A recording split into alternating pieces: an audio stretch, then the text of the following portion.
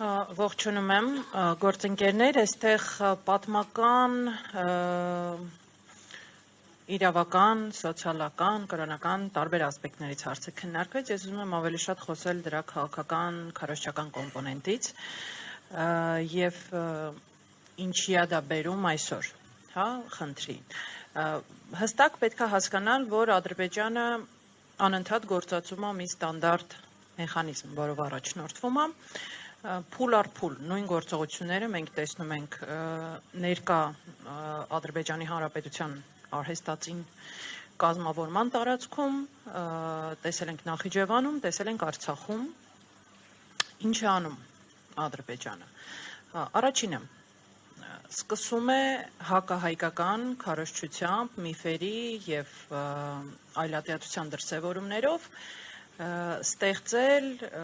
հայերի շուրջ բացասական ֆոն, հա, իր հասարակության շրջանակներում, այսինքն դեմոնիզացնել եւ դեհումանիզացնել հայերին։ Ինչի համար է դա արվում, որպեսզի հետագայում, երբ որ հերթը հասնի հաջորդ փուլին, ֆիզիկական բնաջնջման կամ արտաքսման, ջարդերի, էթնիկ զտումների, ադրբեջանական հասարակությունը դա անի խանդավառությամբ եւ մեծ սիրով, ինչպես եւ բազմաթիվ անգամներ տեսել ենք։ Քարոզչական նախապատրաստական փուլը ինչպես է տեղի ունենում։ Այնտեղ կա շատ հստակ հիերարխիա։ Երկրի առաջի դեմքը, հետո տարատեսակ պատգամավորներ, նախարարներ, հետո հանրության մեջ, չգիտեմ, opinion maker-ներ, մարդիկ, որոնք վայելում են ինչ-որ հասարակական ճանաչելիություն կամ հանրության մեջ ազդեցություն ունեն, գիտնականներ, կրթական համակարգ, կրոնական համակարգ, ԶԼՄ-ներ,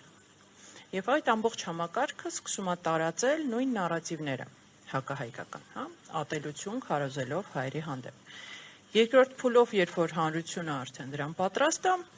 միանում է նաեւ ադրբեջանական այսպես կոչված լոբինգը, հա, որպեսզի միջազգային հանրությունը ուշադրություն չդարձնի կատարվողի վրա կամ աչք փակի եւ ձևանի, որ այդ ամեն ինչը տեղի չի ունենում։ Արդյունքում գալիս է երկրորդ փուլը,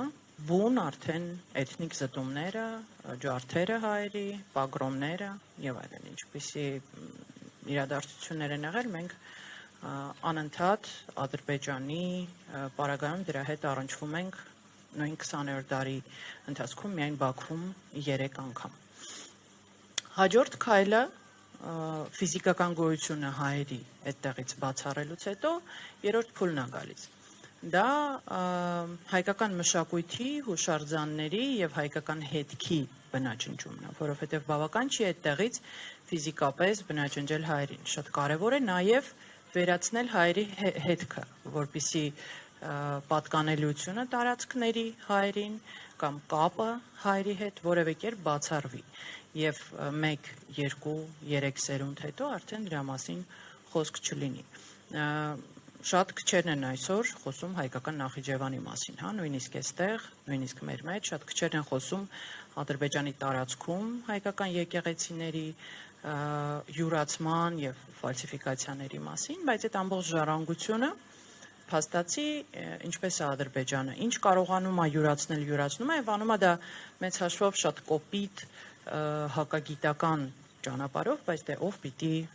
մեզնից բացի, հա, դրա մասին խոսի եւ դատապարտի։ Ինչ են անում, օրինակ վերցնում են եկեղեցիների վրա հայկական գրությունները, շուռ են տալիս, այսպես 180 աստիճանով եւ ասում են սա հայկական տառեր չեն, սա աղվանական գրություններ են եւ երբ որ ասում ես ուղղակի պատատեք եւ ես օրինակ հայերեն դա կարողանում եմ կարդալ, իսկ դուք այդտեղ իհարկե պատասխան չկա, բայց ներքին լսարանի համար դա աշխատում է։ Եվ այդպես երրորդ փուլը կայանում է նրանում, որպեսզի հայերի մասին հիշողությունն էլ նույնպես մոռացվի հանրության մոտ։ Եվ երբ որ վերջնական այդ նպատակին հասնում է Ադրբեջանը, ինքը ընտրում է նոր թիրախ։ Եվ այսօր ինչու է ես նախաբանը, հա, պատմում, այսօր մենք ունենք շատ հստակ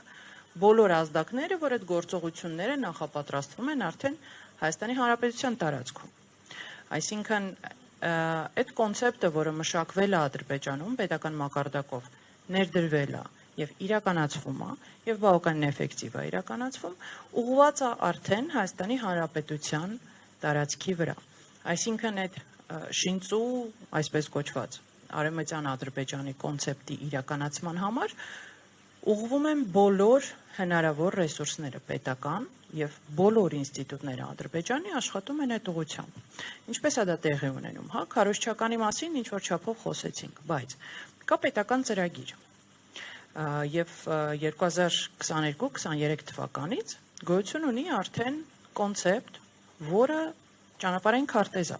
թե ինչպես պետք է Հայաստանի տարածքը սողացող էքսպանսիայի ենթարկի Ադրբեջանը, այստեղ բնակեցնելով ադրբեջանցիների։ Ծայրահեղ վտանգավոր ծրագիր, ծայրահեղ վտանգավոր պունկտերով իր մեջ։ Օրինակ, որ այստեղ բնակեցվող ադրբեջանցիների անվտանգությունը պետք է ապահովեն երրորդ երկրի Ադրբեջանի համար վստահելի զինված ուժեր։ Եվ նման մեզ համար շատ ծանր ահազանգեր պարունակող գործողություններ։ Շատ լավ։ Ամփոփ եմ, հա, ինչ պիտի անի Հայաստանը որպես պետություն, հա, առաջի հերթին հիմա այս մեծաշովը, գիտաժողովը պետք է անցկացվեր պետության հովանու ներքո եւ պետական ինստիտուտները պետք է հակազդեին նույն մակարդակում եւ նույն գործողություններով, իսկ Ադրբեջանը բավական ակտիվ է աշխատում։ Իրենք արդեն ուղարկում են իրենց այդ այսպես կոչված համայնքը, Հայաստանի ադրբեջանական համայնքը, տարբեր միջազգային միջոցառումների, ՄԱԿ-ում են ելույթ ունենում, տարբեր միջազգային պատվիրակություններ գալիս են Բաքվում, իրենց հետ հանդիպում են որպես պաշտոնական ներկայացուցիչներ։ Իրենք ունեն հանձնախումբ իրենց պարլամենտում, Միլի Մեջլիսում։ Իրենք ունեն ներկայացություններ տարբեր երկրներում արդեն։ Իրենք շատ ակտիվ աշխատում են։ Առնվազն համարժեքը պետք է լիներ այստեղ։ Բայց մենք ոչ միայն չենք տեսնում, որ դա այստեղ չկա, կա հակառակ գործողություն։ Մաքսիմալ այդ թեման լրացնել, մաքսիմալ այդ ուղղությամբ չաշխատել եւ բացառությամբ վերջերս ԱԳՆ-ի անատամ հայտարարության մեծ հաշվով մենք առհասարակ նույնիսկ այդ թեմային արձագանք չունենք, հակառակը անընդհատ խոսվում է, որ չի բացառվում, որ այո, ադրբեջանցիներին կարող են բերել եւ բնակեցնել Հայաստանում։